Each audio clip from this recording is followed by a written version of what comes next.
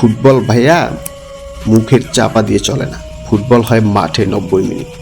এই 90 মিনিটে ফাইটিংয়ে কে জিতবে সেটা সেই 11-22 জন প্লেয়ার ডিসাইড করে। তুমি ভাই সাপোর্টার হয়ে বকর বকর করে কোনো লাভ নেই। এটাই বাস্তব ফুটবলের জন্য। কেননা আপনি সাপোর্ট করেন বিধায় চিল্লাচিল্লি করে কোনো লাভ নেই।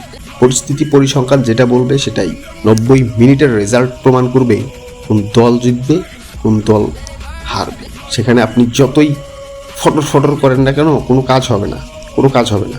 ব্রাজিলের ফর্ম কীরকম এটা আমরা ভালো করেই জানি।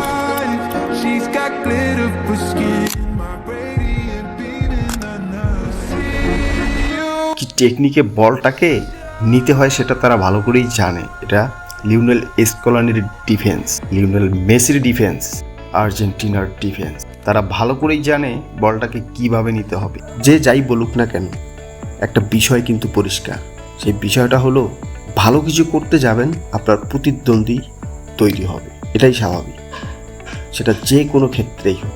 আপনি ভেবে দেখেন, যখন কোনো নির্বাচন শুরু হয় তখন তার প্রতিদ্বন্দ্বী থাকে, মানে অনেকভাবেই মন্তব্য ছড়ায়। হ্যাঁ, আপনি নিজের দিকটা বোঝেন।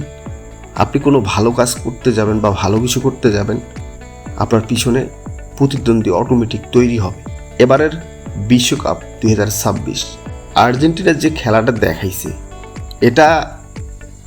এটা নিয়ে যদি পরিস্থিতি উত্তপ্ত না হয় তাহলে আর কোথায় হবে আপনি বলেন যে পরিস্থিতি যে খেলাটা দেখাইছে, তারা 12 থেকে 14 মিনিট এর মধ্যে 2টা গোল শোধ করে মাঠ পর্যায়ে গোল করে উইন, তার মানে 3টা গোল করছে এই সময়ের ব্যবধানে।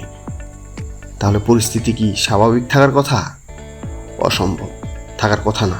একটা বিষয় দেখেন ভাই, জলে কাদের, যাদের জ্বলার তাদের ঠিকই চলবে, আরও জ্বলবে।